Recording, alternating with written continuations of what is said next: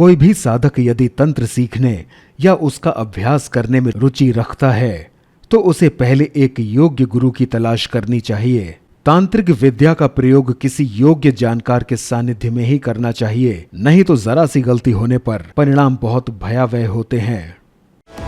कभी तंत्र, कभी मंत्र, कभी ऋषियों और मुनियों के ज्ञान, कभी रोचक तांत्रिक कहानियां, यहाँ आपको सब कुछ मिलेगा।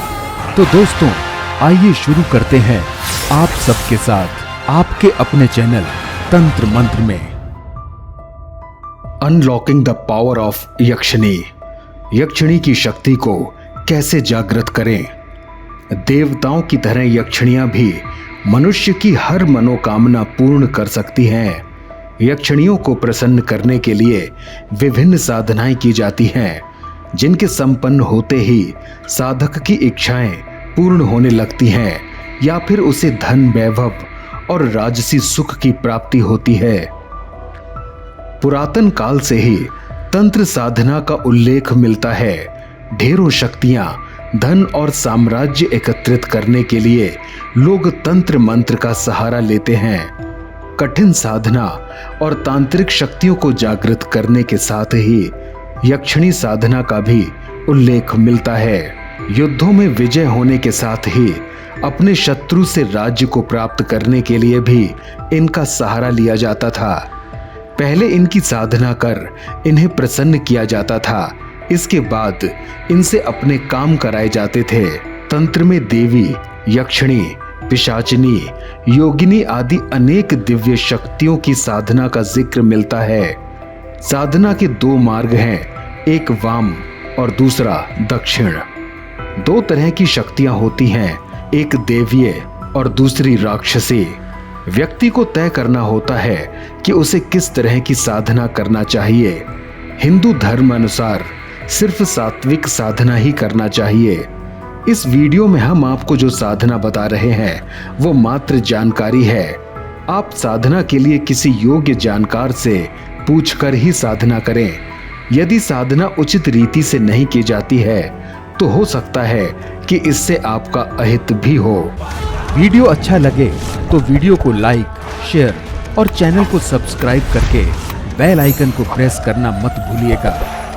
वीडियो में आगे बढ़ने से पहले अगर आपको भी तंत्र मंत्र से संबंधित कोई जानकारी चाहिए हो तो कमेंट बॉक्स में जरूर लिखिएगा। हम नहीं जानते हैं कि सही क्या है। यदि आप देवताओं की साधना करने की तरह किसी यक्ष या यक्षिणियों की साधना करते हैं तो ये भी देवताओं की तरह प्रसन्न होकर आपको उचित मार्गदर्शन या फल देते हैं। उल्लेखनीय है कि जब पांडव दूसरे वनवास के समय वन भटक रहे थे तब एक यक्ष से उनकी भेंट हुई, जिसने युधिष्ठिर से विख्यात यक्ष प्रश्न किए थे। यक्ष का अर्थ होता है जादू की शक्ति। आदि काल में प्रमुख रूप से ये रहस्यमय जातियां थीं, देव, दैत्य, दानव, राक्षस, यक्ष, गंधर्व, अप्सराएं, पिशाच, किन्नर, वानर, रीछ, भल्ल, किरात, नाग आदि। ये सभी मानवों से कुछ अलग थे। इन सभी के पास रहस्यमय ताकत होती थी और ये सभी मानवों की किसी न किसी रूप में मदद करते थे। देवताओं के बाद देवीय शक्तियों के मामले में यक्ष का ही नंबर आता है। कहते हैं कि यक्षिणियां सकारात्मक शक्तियां हैं तो पिशाचिनियां नकारात्मक। बहुत से लोग यक्षिणियों को भी किसी भूत प्रेतनी की तरह मानते हैं। साधक स्वविवेक का उपयोग करें। यक्ष और यक्षिणियों की संख्या 8 बताई गई है। यक्षिणी साधक के सामने बेहद सुंदर रूप में प्रकट होती है। इनका रूप इतना मनोहारी होता है कि कोई भी उन पर मोहित हो जाए। ये 8 यक्षिणियां हैं।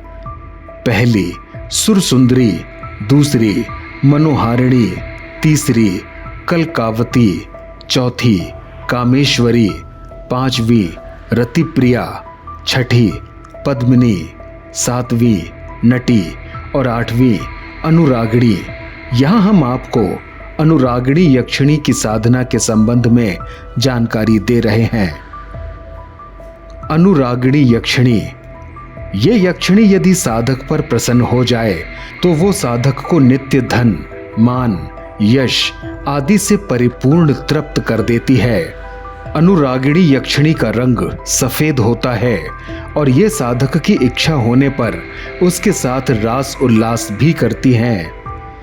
इस यक्षिणी को सिद्ध करने का मंत्र ओम ह्रीम अनुरागिणी आगच्छ स्वाहा। साधना की तैयारी। ये साधना घर में नहीं, किसी एकांत स्थान पर करनी होती है जहां कोई विघ्न न डाले। ये साधना नित्य रात्रि में की जाती है।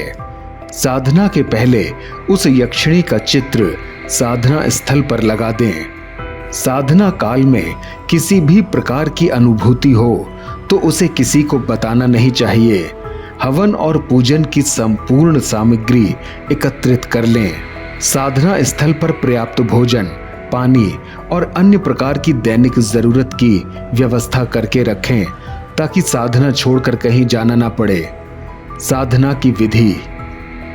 भोजपत्र पर लाल चंदन से अनार की कलम द्वारा किसी शुभ मुहूर्त में उस यक्षिणी का नाम लिखकर उसे आसन पर प्रतिष्ठित करें। उचित रीत से आह्वान करके उनकी पूजा करें। उसके बाद ओम ह्रीम अनुरागिणी आगच्छ स्वाहा मंत्र का जाप आरंभ करें। कम से कम 10,000 और ज्यादा से ज्यादा 1 लाख तक का जप का संकल्प लेकर ही जप करें। जितने भी संख्या का जप का संकल्प लिया है उतना जप करने के बाद कम से कम 108 बार हवन में आहुति देकर हवन करें। जप और हवन समाप्त होने के बाद वहीं सो जाएं। ये साधना की संक्षिप्त विधि है। किसी जानकार से पूछकर ही साधना आरंभ करें। साधना में इसका विशेष ध्यान रखें। साधना के दौरान देवी कभी भी आ सकती हैं। आते ही उन्हें गुलाब माला पहनाकर उनसे जीवन भर साथ रहने का वचन लें। इसलिए साधना में गुलाब की 2 माला पास में रखें। जप के दौरान घुंघरुओं की या संगीत की आवाज सुनाई दे तो विचलित ना हो। जप के समय किसी के आसपास होने या छूने का एहसास हो तो भी जप ना रोकें। किसी के पास आकर बैठने का एहसास हो तो भी जप ना रोकें। यक्षिणी साधना के खतरे। अप्सरा और यक्षिणी साधना के लिए साधक का मनोबल मजबूत होना चाहिए और इसके साथ ही उसकी आध्यात्मिक ऊर्जा का स्तर भी उच्च होना चाहिए। कोई भी साधना कर रहे हैं तो आपको 2 बातों का ध्यान रखना होता है। क्या आपका बॉडी और माइंड उस साधना के लिए तैयार है? आपके अंदर की ऊर्जा का स्तर उस साधना के लिए पर्याप्त है या नहीं?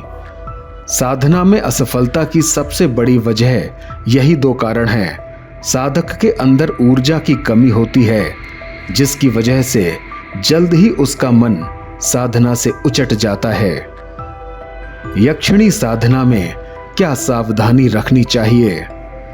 यक्षिणी के 36 प्रकार होते हैं और उनके वर देने का तरीका अलग होता है। साधक किसी भी यक्षिणी को माता, बहन या फिर पत्नी के स्वरूप में वर्ण कर सकते हैं। अगर आप यक्षिणी साधना के खतरे नहीं उठाना चाहते हैं तो आपको पहले खुद को इसके लिए रेडी करना होगा। यक्षिणी साधना से पहले साधक को खुद को शारीरिक और मानसिक तौर पर इसकी तैयारी करनी होती है, जो कि यक्षिणी साधना से भी ज्यादा मुश्किल होती है। यक्षिणी साधना से पहले चंद्रायण व्रत किया जाता है। इस व्रत में प्रतिपदा को 1 कौर भोजन, दूज को 2 कौर, इस प्रकार 1-1 कौर भोजन पूर्णिमा तक करके पूर्णिमा के बाद 1-1 कौर कम करते हुए व्रत किया जाता है। इसमें 1 कौर भोजन के अलावा कुछ नहीं लिया जाता है। इससे कई जन्मों के पाप कट जाते हैं। इसके पश्चात 16 रुद्राभिषेक किए जाते हैं। साथ में महामृत्युंजय 51,000 तथा कुबेर मंत्र 51,000 बार कर भगवान भूतनाथ शिवजी से आज्ञा ली जाती है। यक्षिणी साधना से पहले ब्रह्मचर्य और हवन कौशल की परीक्षा होती है। यंत्र निर्माण और प्राण प्रतिष्ठा की जाती है। उसके बाद इस सिद्ध यंत्र के जरिए यक्षिणी की साधना की जाती है। इसके बाद पूर्णिमा की रात में लंबा साधना अभ्यास होता है, जिसके बाद साधक यक्षिणी साधना के लिए तैयार होता है। यक्षिणी साधना के खतरे और असफलता का रिस्क नहीं उठाना चाहते हैं तो साधना के दौरान भौतिक सुख के साधन से दूरी बना लेनी चाहिए और किसी की भी आलोचना करने से बचना चाहिए। तो मिलते हैं एक नए वीडियो के साथ, तब तक के लिए अपना ध्यान रखिएगा। यहाँ दी गई जानकारी इंटरनेट पर उपलब्ध सामान्य मान्यताओं और जानकारी पर आधारित है। तंत्र मंत्र इसकी पुष्टि नहीं करता है। कोई भी साधक यदि तंत्र सीखने या उसका अभ्यास करने में रुचि रखता है तो उसे पहले एक योग्य गुरु की तलाश करनी चाहिए। तांत्रिक विद्या का प्रयोग किसी योग्य जानकार के सानिध्य में ही करना चाहिए, नहीं तो जरा सी गलती होने पर परिणाम बहुत भयावह होते हैं।